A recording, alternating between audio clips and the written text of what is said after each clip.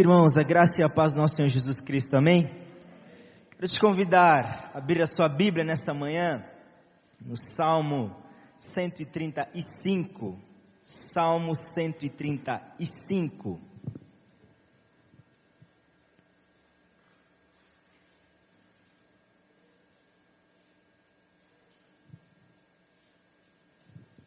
Salmo 135, nós vamos ler apenas um versículo. Salmo 135, nós vamos ler apenas o versículo 3. Que o Murilo projetou ali para nós. Vamos ler juntos ali na projeção, em uma só voz. 1, 2, 3, vamos lá. Louvai ao Senhor, porque o Senhor é bom. Cantai louvores ao seu nome, porque Ele é bondoso. Mais uma vez, louvai ao Senhor, porque o Senhor é bom. Cantai louvores ao seu nome, porque Ele é bondoso. Amém, amém. Certa vez, Jesus estava numa cidade chamada Betsaida. E enquanto ele estava lá, foi levado até ele um cego, um homem que era cego e que clamava, rogava que Jesus pudesse tocar-lhe nos olhos e pudesse curá-lo. E então Jesus pegou o cego pela mão, levou até meio para fora do povoado, e Jesus então cuspiu, diz o texto, cuspiu nos seus olhos, para que ele pudesse voltar a ver. E depois Jesus, impondo as mãos sobre ele, perguntou a ele: você vê alguma coisa? Esse cego respondeu para Jesus: vejo os homens andando como se fossem árvores. Então Jesus, diz o texto, que colocou a mão sobre os olhos dele, e então, depois de ter perguntado novamente, o texto fala que aí sim ele começou a ver nitidamente, e começou a ver de fato como as coisas eram, sua visão foi restabelecida. Esse episódio está lá em Marcos capítulo 8, versículo 22 a 25. E muitas vezes nós somos assim, muitas vezes nós estamos enxergando, mas o nosso olhar está um pouco desajustado, nós não estamos enxergando com a nitidez necessária que deveríamos enxergar.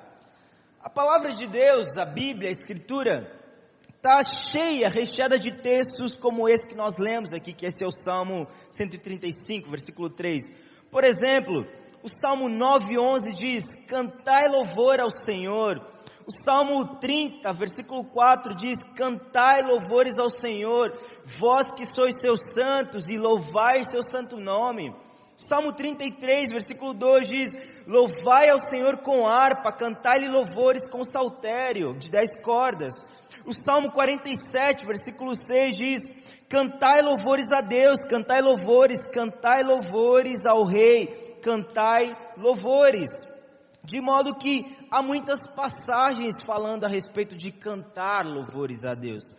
E tem uma passagem que sempre me deixou muito intrigado no Novo Testamento, que sempre me pareceu longe da realidade, me parecia impossível, que é o texto de 1 Tessalonicenses, capítulo 5, versículo 18, que diz: em tudo dai graças, porque esta é a vontade de Deus em Cristo Jesus para convosco.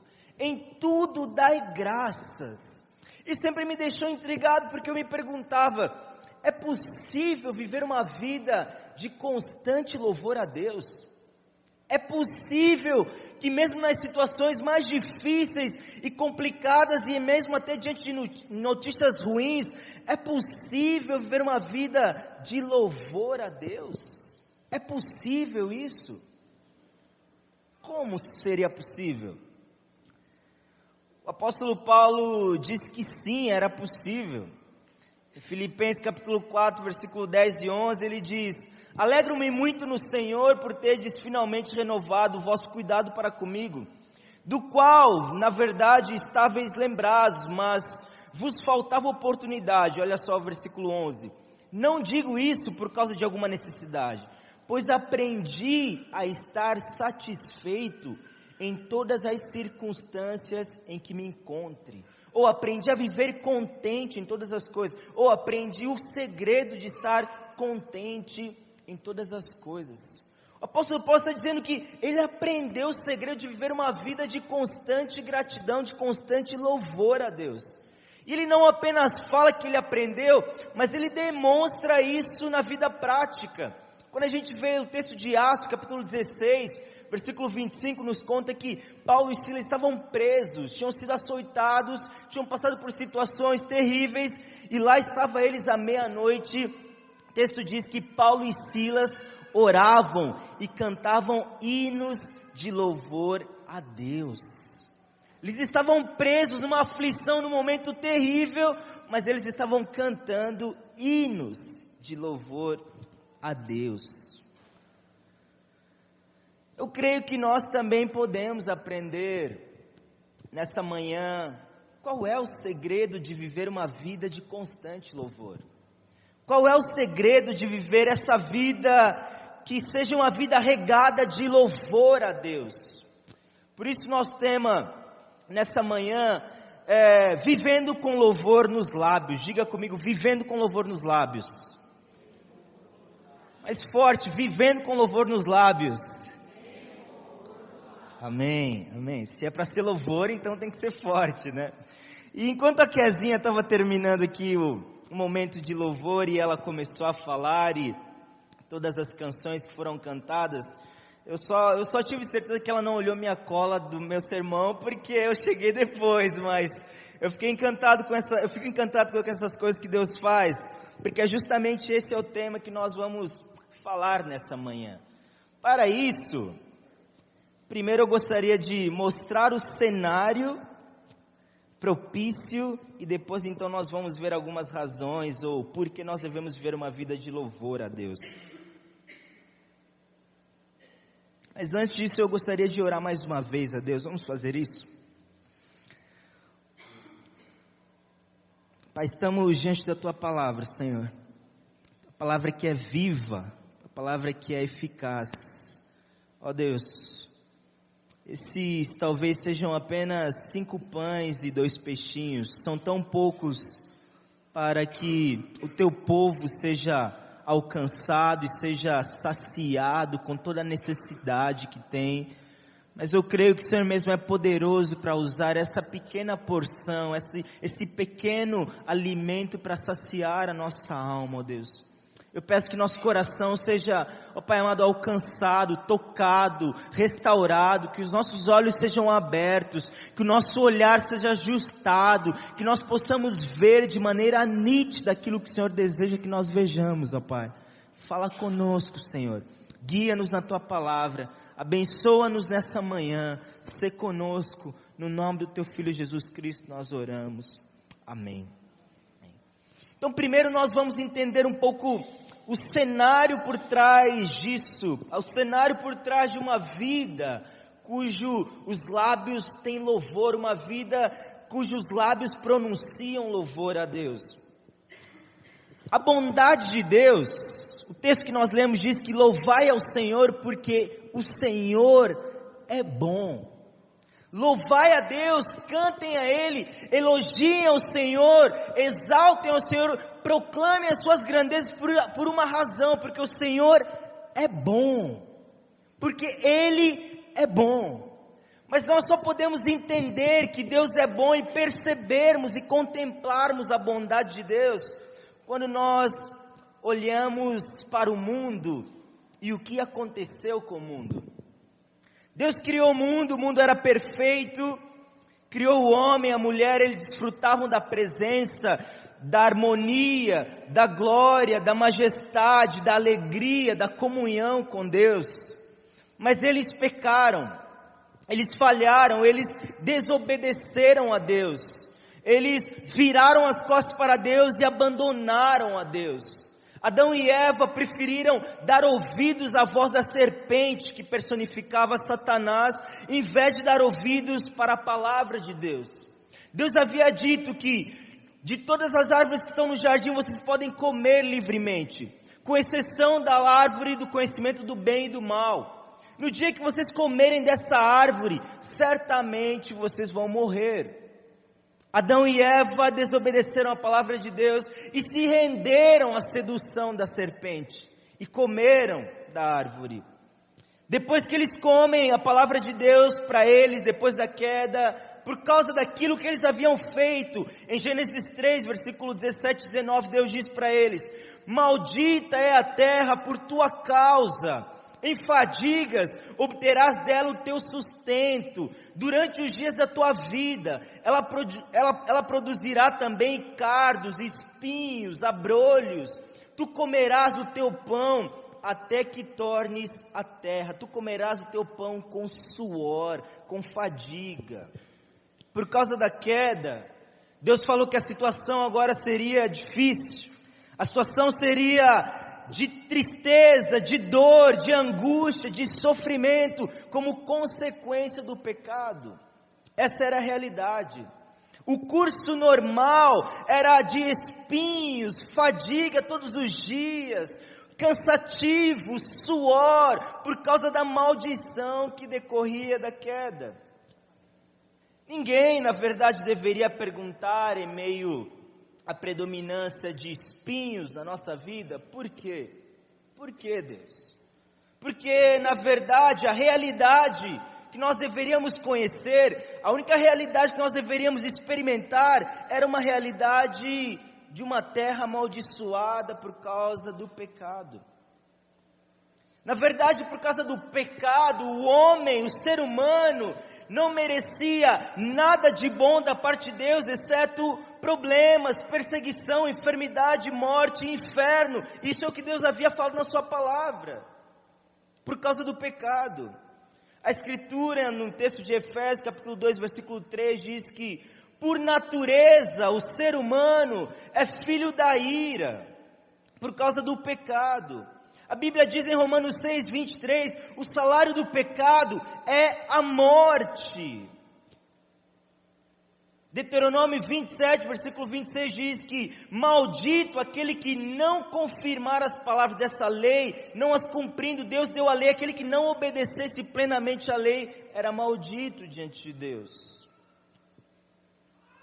Eu sei que, e eu não quero aqui desvalorizar os nossos sofrimentos.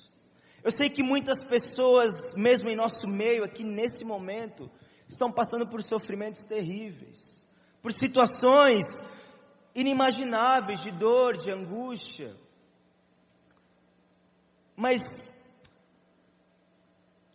nós precisamos ajustar o nosso olhar e a nossa perspectiva de acordo com aquilo que a palavra de Deus diz.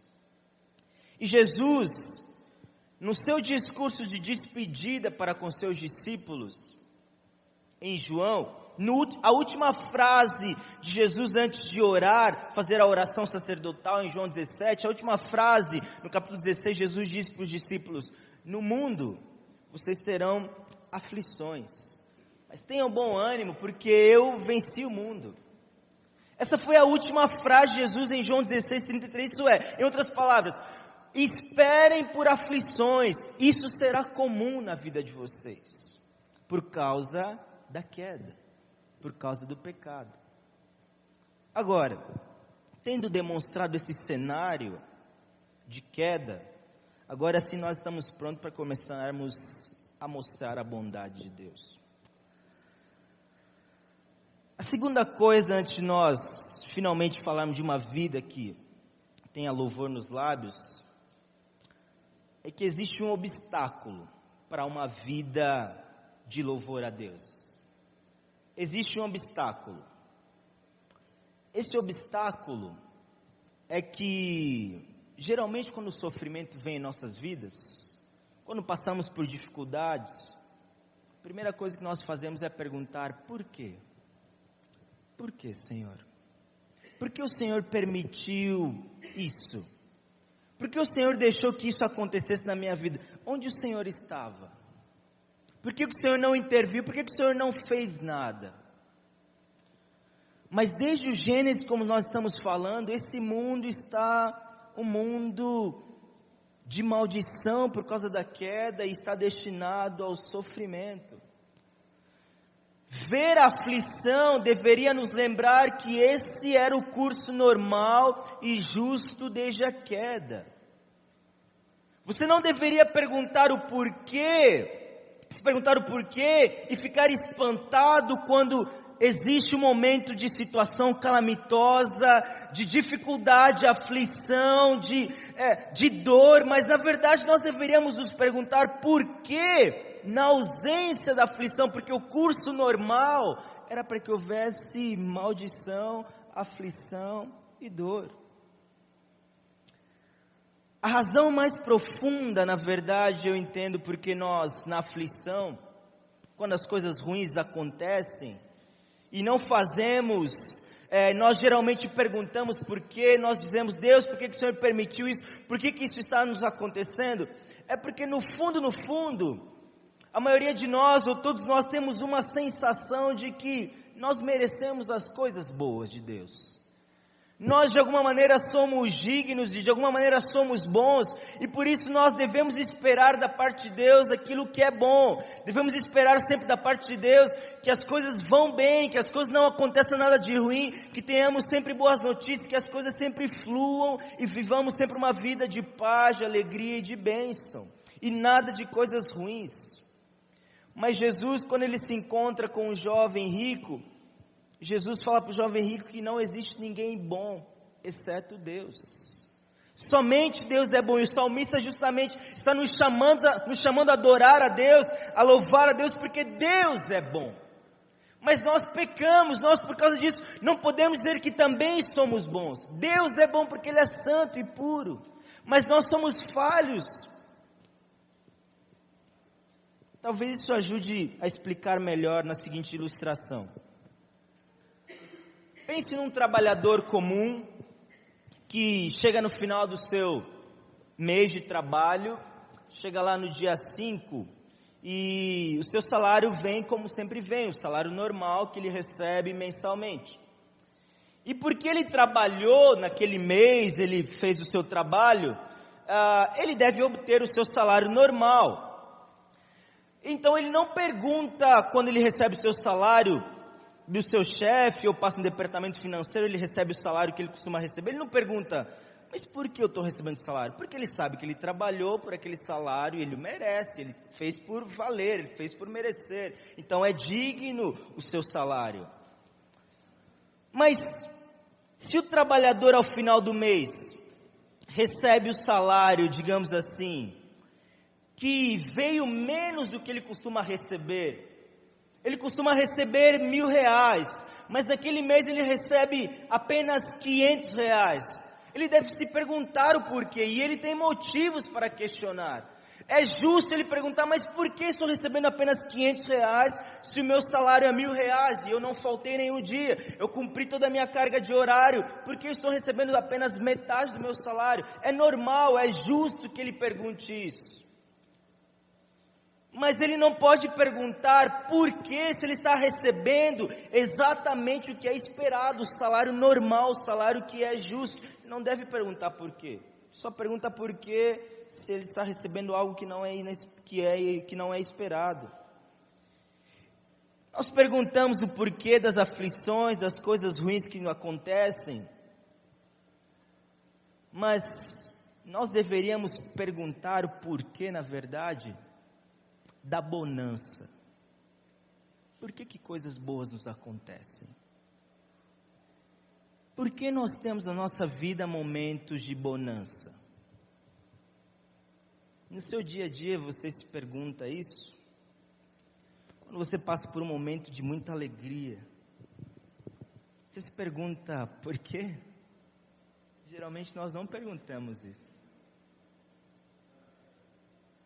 Porque de alguma maneira, como eu estava dizendo, no fundo do nosso coração, parece que a sensação mais profunda que nós temos é que a bonança é nossa de direito. É que de alguma maneira é o nosso salário que nós merecemos receber no final do mês. É porque de alguma maneira nós estamos vivendo uma vida que deve fazer com que Deus nos conceda a paz, a alegria, a bonança, Por isso que quando o nosso salário é reduzido por alguma má notícia, por alguma situação ruim, nós perguntamos: por que eu estou recebendo apenas R$500 esse mês, não estou recebendo R$1.000, que é o meu salário normal? Por quê? O que está errado? Por que eu não estou recebendo o meu salário integral? Eu deveria receber ele todo.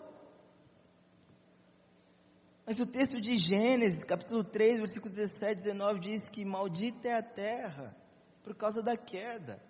Em fadigas obterá dela o sustento durante os dias de tua vida. Ela produzirá cardos e abrolhos, e tu comerás o teu pão, até que tornes a terra com muito custo. O curso normal da vida deveria ser os espinhos, a fadiga todos os dias por causa da maldição. Ninguém deveria se perguntar por que Deus está concedendo, está permitindo os espinhos, porque isso deveria ser o curso normal.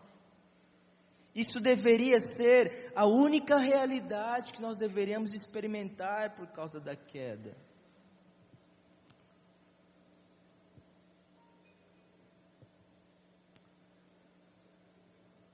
Como nós podemos viver uma vida com lábios cheios de louvor a Deus? Primeiro, entendendo esse cenário da queda. E segundo, tirando esse obstáculo que nós colocamos, que é perguntando o porquê quando a dificuldade chega. Porque afinal nós já entendemos que a dificuldade, as lutas, o sofrimento deveria ser o cenário normal que deveria compor a nossa vida. Mas para que finalmente nós possamos viver uma vida com um estilo, um louvor como um estilo de vida, nós precisamos fazer o seguinte ajuste.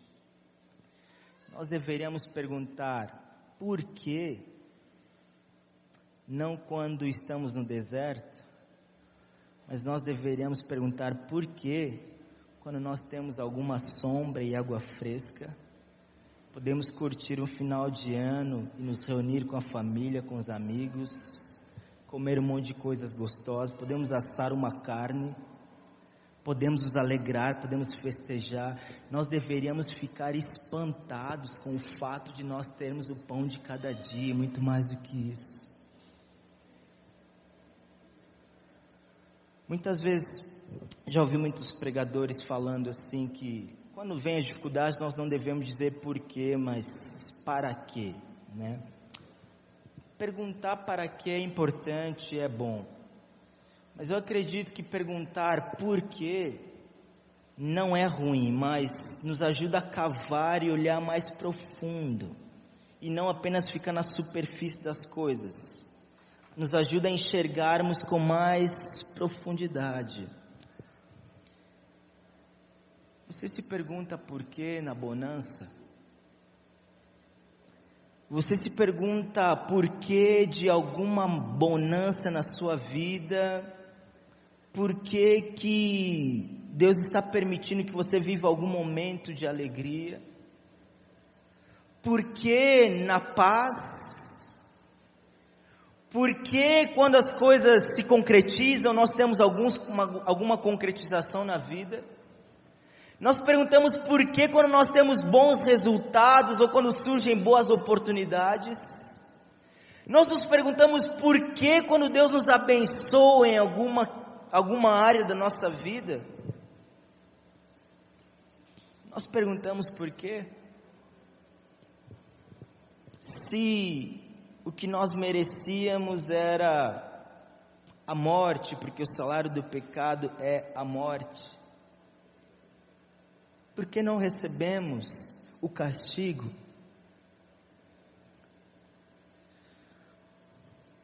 Olha só, Deus não nos trata segundo os nossos pecados, não porque Ele é a favor da impunidade. Diante de toda a situação, o cenário que a gente tem vivido no Brasil, de corrupção, de tanta coisa, de tanta mentira, desonestidade, a gente quer que a justiça seja feita. A gente quer que aqueles que cometeram crimes, foram corruptos, roubaram. Nós queremos que a justiça seja feita e essas pessoas paguem. Essas pessoas sejam punidas pelos crimes que elas cometeram. Mas nós pecamos também diante de Deus. Deus é simplesmente impune. Ele simplesmente age com impunidade, finge que nós não pecamos e finge que, não, eu sei que vocês cometeram, mas eu quero apenas dar coisas boas a vocês e fingir que nada aconteceu. Não, Deus não pode fazer isso. Por que então que nós não recebemos o castigo, não recebemos aquilo que de fato nós merecíamos, que era apenas uma vida de dores, sofrimento e espinhos? Deus não nos trata segundo nossos pecados, porque outro foi tratado segundo os nossos pecados.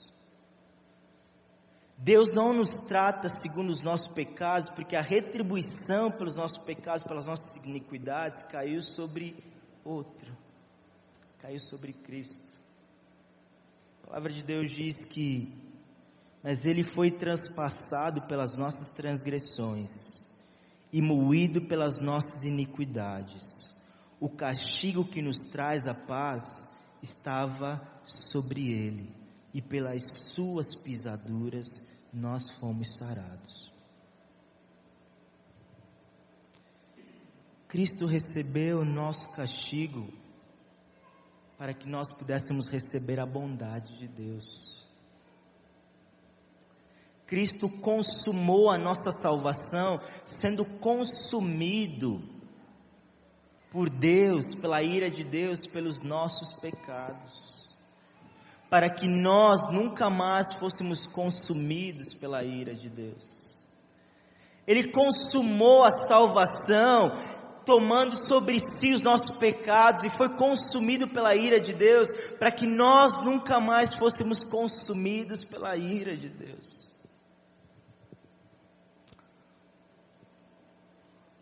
Sempre que você estiver desfrutando de um momento de paz na sua vida, saiba que essa paz que você está desfrutando, essa alegria naquele momento que você está vivendo, naquele período da sua vida, talvez na companhia da sua esposa, do seu marido, dos seus pais, dos seus filhos, dos seus amigos, aquele tempo gostoso, talvez aquele momento de descanso que você está experimentando depois de um dia árduo de trabalho, você está cansado, você pode chegar na sua casa e descansar, e sentir alívio, sentir conforto.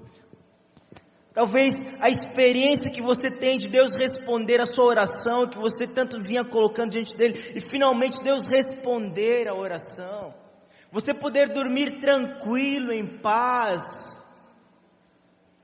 Saiba que essas não são coisas naturais, essas não são coisas normais. Nós só temos essas coisas, nós as recebemos de graças, mas elas foram compradas para nós. Cristo as adquiriu para nós, Cristo comprou elas para nós, derramando o seu sangue para que nós as obtivéssemos. Se não fosse o sacrifício de Cristo, se não fosse Ele morrer para que nós pudéssemos adquirir isso, nós não teríamos isso. É por causa da morte e sacrifício de Cristo que Ele comprou para nós toda a bênção. Toda a bênção, toda a bênção. O castigo que nos traz a paz estava sobre Ele. Ele foi castigado, por isso que nós recebemos a paz. O castigo que nos traz alegria estava sobre Ele. O castigo que nos traz descanso estava sobre Ele. O castigo que nos faz desfrutar de alegria, que nos faz desfrutar de coisas boas na vida, estava sobre Ele, por isso que nós recebemos isso. Nada de bom que eu e você possamos desfrutar na nossa vida é normal e banal. Não é, querido. Não é. Jesus adquiriu isso para nós. Nós não merecíamos. Nós não merecíamos, mas Jesus adquiriu isso para nós. Então nós devemos fazer a grande pergunta: por que Ele fez isso? Por que Jesus fez isso por nós? Por que Jesus simplesmente, por aqueles que o abandonaram, viraram as costas para Ele, por aqueles que desobedeceram, preferiram ouvir a palavra da serpente a obedecê-lo, por que Ele se entrega, derrama a sua vida por eles, se entrega, morre, é humilhado, envergonhado, a troco de quê? Por que Ele se submete a isso? Por quê? Por quê? A única resposta que você descobrirá e redescobrirá: porque o Senhor é bom. Porque o Senhor é bom. Porque o Senhor é bom.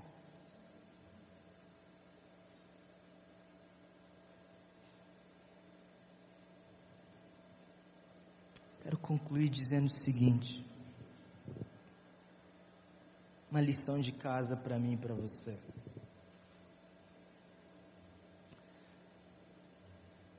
Se pergunte quando você sair daqui e chegar em casa em paz. Quando você fizer o trajeto tranquilo, chegar em casa em paz.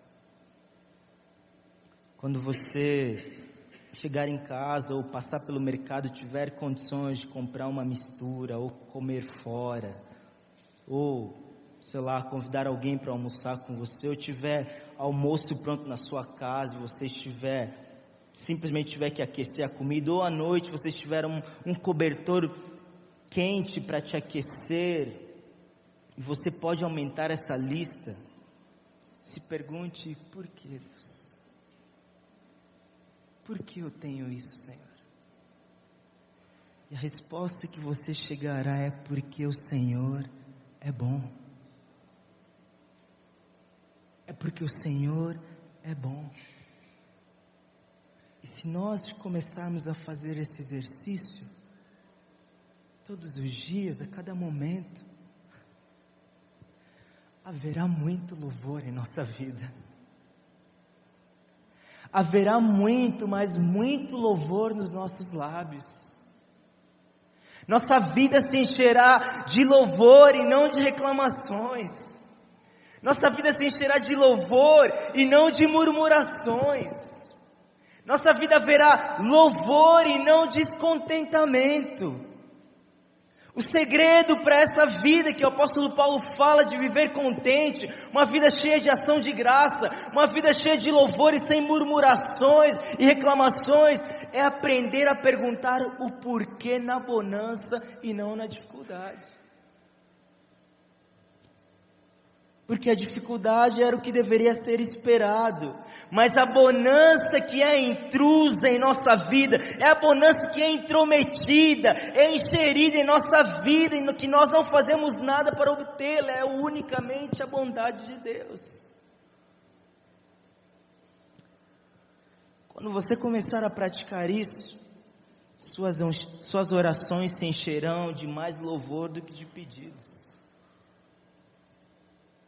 Quando nós começarmos a praticar isso, nós teremos muito mais louvor e adoração do que queixas. Haverá muito mais louvor no seu casamento, nos seus relacionamentos, pelas coisas mais simples que dão certo, por um prato de comida na mesa.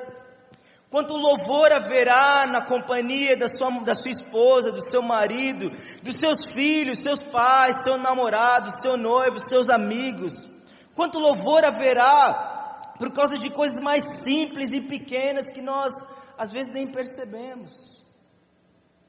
Quanto louvor haverá no seu trabalho, por causa do seu trabalho, por causa do ministério. Quanto louvor haverá por causa da sua saúde.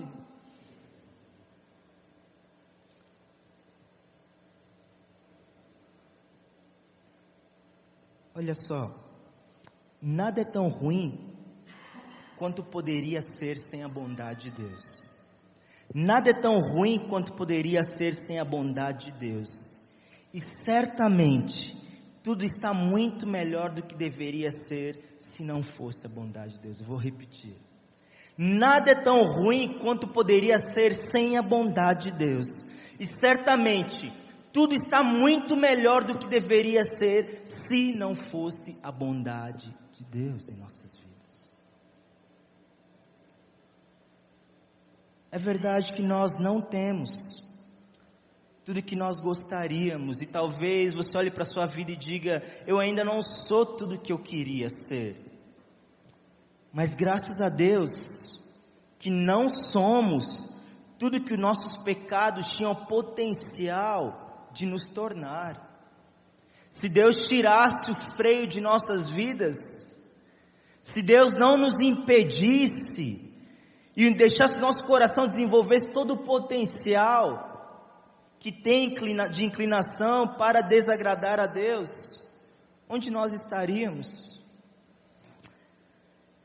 E graças a Deus, porque não temos recebido o que realmente nós merecemos pelos nossos pecados, porque Deus é bom. Quero te convidar a ficar de pé nessa manhã. A minha pergunta para você é possível brotar louvor do nosso coração diante dessa realidade? Você acha que é possível nós então termos louvor para dedicar e cantar a Deus? É possível diante dessa realidade nós louvarmos a bondade, reconhecermos a bondade de Deus? É possível, meu irmão? É possível? Amém? É possível?